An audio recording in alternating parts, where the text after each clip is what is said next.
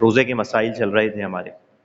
آج انشاءاللہ تبارک و تعالی کن چیزوں سے روزہ ٹوٹ جاتا ہے اس کے بارے میں دیکھیں گے. تو یہ بنیادی طور پر 4 چیزیں. سب سے پہلا کہ جسم کے اندر داخل ہونے کے باقاعدہ جو راستے ہیں ان راستوں کے ذریعے کسی چیز کا داخل بدن ہونا. کہ کون کون سے راستے ہیں؟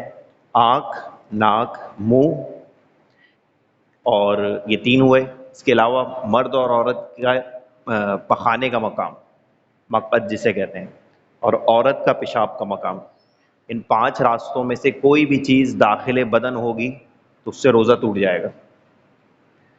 چنانچہ اب کان جو ہے وہ اس میں داخل نہیں ہے. اگر آپ پیچھے کتابیں دیکھیں گے فقہ کی، پچھلے دور کی تھوڑا پیچھے جائیں گے تو علماء متقدمین نے کان سے دوا ڈالنے کو بھی جو ہے ناقص وضو لکھا ہے. تو اس وقت یہ تھا کہ میڈیکل سائنس نے ترقی نہیں کی تھی. انہوں نے اپنے ظن غالب پر، گمان پر یہ فیصلہ کیا کہ یقیناً کان اور پیٹ کے درمیان کوئی نہ کوئی پیسیج یا راستہ ہوگا. تو اس کی بنیاد پر انہوں نے یہ مسئلہ لکھا کہ کان کے اندر کوئی دوا ڈالے گا تو اس کا روزہ ٹوٹ جائے گا. اور آنکھ کے بارے میں لکھا کہ اگر آنکھ میں دوا ڈالے گا تو اس سے روزہ نہیں ٹوٹے گا، کیونکہ انہوں نے یہ خیال کیا کہ آنکھ اور حلق کے اور پیٹ کے درمیان کوئی راستہ نہیں ہے. لیکن جب اب میڈیکل سائنس نے ترقی کی تو بتایا کہ بھئی کان کے سے کوئی راستہ، پیسیج نہیں ہے، روٹ نہیں ہے کہ جس سے دوا یا کوئی بھی چیز یا پانی چلے جائے نہاتے میں تو وہ پیٹ تک پہنچے. چنانچہ مسئلہ یوں ہی ہے کہ ناک، آنکھ اور منہ کے ذریعے، فیس پہ جو 3 چیزیں لائنس ہیں، ان کے ذریعے کوئی بھی چیز داخل بند ہوگی، دوا ہو، کوئی اور پانی ہو، کوئی بھی چیز ہو، تو وہ روزہ توڑ دے گی. اسی طرح مرد اور عورت کا پیچھے کا مقام، اس سے کوئی بھی چیز داخل بدن ہوگی تو وہ بھی روزہ توڑ دے گی. اور عورت کی اگلی شرمگاہ کہ اس سے کوئی بھی چیز داخل بدن ہوگی تو وہ بھی روزہ توڑ دے گی. اس کے بارے میں جو ہے جو پریگننٹ خواتین ہوتی ہیں وہ جب ڈاکٹرز کے چیک کرانے جاتی ہیں تو یہ احتیاط رکھیں کہ اگر ڈاکٹر کوئی بھی ایسی چیز جس پہ کسی بھی قسم کی تری لگی ہوئی ہو، کوئی بھی آلہ وغیرہ تری لگا ہوا آلہ وغیرہ اگر داخل بدن کرتی ہے ڈاکٹر اور خاتون کے، تو ان کا روزہ ٹوٹ جائے گا. یا پہلے تو خشک تھا آلہ، اس کو ڈالا، پھر واپس نکال کے دوبارہ اس کو ڈالا تو اس پہ اگر تری تھی تو پھر روزہ ٹوٹ جائے گا. اسی طرح جب ہم استنجا کرتے ہیں تو اس میں بھی یہ خیال کریں کہ علماء کرام نے لکھا، فقہاء نے، کہ بہت زیادہ زور دے کر روزے کی حالت میں استنجا نہ کریں. کہ اگر پیخانہ میں کا مقام باہر آ جاتا ہے اور دھونے کے ساتھ پانی واپس اوپر چڑھ جاتا ہے تو اس سے بھی روزہ ٹوٹ جائے گا. چنانچہ اس پہ خیال رکھیں. اب دیکھیں یہ 5 چیزیں ہیں، ناک، کان، ناک، آنکھ اور منہ اور یہ شرمگاہیں. اس کے علاوہ اب آپ دیکھیں جو بھی چیز لگائیں گے اب خود فیصلہ آپ کر سکتے ہیں. لوگ اکثر پوچھتے ہیں بھائی سر میں تیل لگا سکتے ہیں روزے سے؟ تو تیل لگانے سے تیل جو ہے وہ ناک، آنکھ یا منہ کے ذریعے داخل بدن ہو رہا ہے یا شرمگاہوں کے ذریعے؟ نہیں ہو رہا، تو یقیناً لگا سکتے ہیں. روزے میں ناخن کاٹ سکتے ہیں، ناخن کاٹنے سے کوئی چیز داخل بدن ہو رہی ہے؟ نہیں ہو رہی، تو بالکل ناخن کاٹ سکتے ہیں. بال بنوا سکتے ہیں جی، کوئی بھی چیز داخل بدن ہو رہی ہے بال کٹوانے سے؟ نہیں ہو رہی، تو بالکل کر سکتے ہیں. تو اب آپ یہ خود فیصلہ کر سکتے ہیں. میں نے اصول آپ کو بیان کر دیا کہ ان کو کہتے ہیں منفذ، یعنی کہ جسم میں داخل ہونے کے جو قدرتی راستے ہیں ان راستوں کے ذریعے کوئی چیز داخل بدن ہو تو وہ روزہ توڑ دے گی.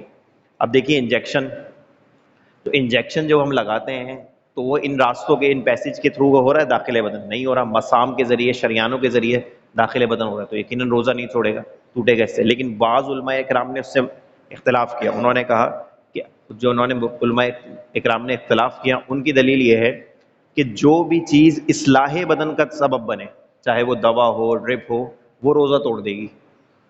انہوں نے اس بنیاد پر یہ مسئلہ بیان کیا کہ ڈرپ لگوائیں گے یا انجیکشن لگائیں گے تو روزہ ٹوٹ جائے گا. اور قوی دلائل جو ہیں وہ اسی طرف ہیں کہ انجیکشن یا ڈرپ وغیرہ لگانے سے روزہ نہیں ٹوٹے گا.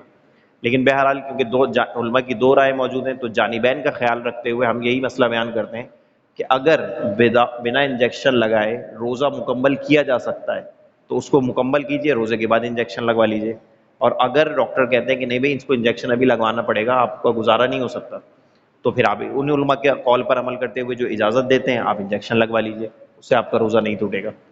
اسی طرح ان منفذ سے داخل بدن ہونے والی چیز میں استثناء بھی ہے. وہ یہ کیا ایکسیپشن کیا ہے کہ جو چیز آسانی کے ساتھ رک جائے، یعنی کہ دشواری ہو جس کو روکنے میں، وہ اگر داخل بدن ہو جائے تو روزہ نہیں ٹوٹے گا. مثال کے طور پر ڈسٹ اڑ رہی ہے، آپ یہاں سے جائیں چورنگی تک تو آپ کی پوری داڑھی وائٹ ہو جائے گی، اتنی ڈسٹ ہے. تو یہ ڈسٹ اڑ رہی ہے، ڈسٹ حلق کے ذریعے، منہ کے ذریعے پیٹ میں جا رہی ہے، حلق کے ذریعے جا رہی ہے منہ میں، تو یہ روزہ توڑے گی نہیں توڑے گی؟ نہیں توڑے گی. کیوں؟ کیونکہ اس کا روکنا ہمارے ہاتھ میں نہیں ہے، دشوار ہے، انتہائی دشوار گزار ہے. تو جو چیز دشوار ہو جس سے بچنا، وہ روزہ ان منفذ سے بھی داخل بدن ہو جائے تو بھی روزہ نہیں توڑے گی. اسی طرح کوئی شخص پنساری کی دکان پہ کام کرتا ہے اور وہ مسالے وغیرہ کوٹتا ہے، اس سے دھانس اڑتی ہے، وہ اس کے حلق میں یا ناک میں چلی جاتی ہے، اس سے اس کا روزہ نہیں ٹوٹے گا. یہ خاتون گھر میں کھانا بنا رہی ہیں، اچانک سے کھانے میں سے دھانس اٹھتی ہے اور وہ ناک کے ذریعے دماغ پر چڑھ جاتی ہے، تو بھی اس سے روزہ نہیں ٹوٹے گا. لیکن دھواں، اسی طرح دھواں ہے، آپ جا رہے ہیں، برابر میں سے کوئی بس گزری ہے، پورا دھواں آپ کے منہ پہ ہمارا، بائک چلاتے ہوئے جا رہے تھے، تو وہ ناک سے اور منہ سے اندر چلا گیا دھواں، تو اس میں آپ کا اختیار ہی نہیں تھا، اس کو روکنا انتہائی ناممکن تھا، مشکل ترین کام تھا، تو اس سے روزہ نہیں ٹوٹے گا. ہاں اگر کوئی خود منہ لے جا کے اس کو سانسیں لے گہری گہری تو اس کا روزہ ٹوٹ جائے گا. اسی طرح اگربتی کا مسئلہ ہے کہ اگربتی جلا کے اس کو اگر سونگیں گے قریب لا کے تو اس میں سے دھواں جو چڑھے گا اندر، وہ روزہ توڑ دے گا. دمے کے مریض ہوتے ہیں وہ انہیلر لیتے ہیں، تو دیکھیں انہیلر لیں گے تو اس میں دوا ہوتی ہے، بیسیکلی اس میں ہوا نکلتی ہے اور اس کے اندر دوا کی قلیل مقدار ہوتی ہے، اس کو منہ میں رکھ کے پش کرتے ہیں تو اس سے دوا جاتی ہے. اب دیکھیں منفذ ہے نا منہ، اس کے ذریعے جاری ہے، تو یقینی یہ روزہ توڑ دے گی، انہیلر سے روزہ ٹوٹ جائے گا. اسی طرح روزے کی حالت میں ٹوتھ پیسٹ استعمال کرنا، اس سے بھی روزہ ٹوٹ جائے گا. کیوں؟ کیونکہ اس ٹوتھ پیسٹ کے باریک باریک ذرات لازمی زبان پر لگیں گے، اور زبان کی ساخت ہماری ایسی ہے کہ جو چیز زبان پہ لگتی ہے زبان اس کو اندر اتارتی ہے. تو اسی لیے علماء کرام منع فرماتے ہیں کہ آپ روزے کی حالت میں ٹوتھ پیسٹ وغیرہ نہ کریں. ہاں مسواک کریں، مسواک کی سنت بھی ادا ہو جائے گی، دانت بھی صاف ہو جائیں گے اور منہ کی بدبو بھی زائل ہو جائے گی. تو مسواک کر سکتے ہیں لیکن ٹوتھ پیسٹ وغیرہ نہیں لگا سکتے. اچھا سرما لگانا، آنکھ میں سرما لگانے کی اجازت ہوگی، کیونکہ نبی کریم علیہ الصلوۃ والسلام سے سرما لگانا روزے کی حالت میں ثابت ہے. تو اگرچہ سرمے کا جو ہے کلر تھوک میں آ جائے تب بھی اس سے روزہ نہیں ٹوٹے گا، کیونکہ حدیث میں صراحت کے ساتھ نبی کریم علیہ الصلوۃ والسلام کا فعل مذکور ہے. تو یہ میں نے جو چیزیں، چار بنیادی چیزیں ہیں جن سے روزہ ٹوٹتا ہے، اس میں سے صرف ایک پہلی ذکر کی ہے، منفذ کے ذریعے کوئی بھی چیز، یعنی کہ وہ راستے جو داخل بدن ہونے کے قدرتی راستے ہیں، ان راستوں سے کوئی بھی چیز داخل بدن ہوگی تو وہ روزہ توڑ دے گی. مزید تین ہیں، وہ انشاءاللہ تبارک و تعالیٰ کل دیکھیں گے. وآخر دعوانا ان الحمد للہ رب العالمین. دعا فرمائیں. الحمد للہ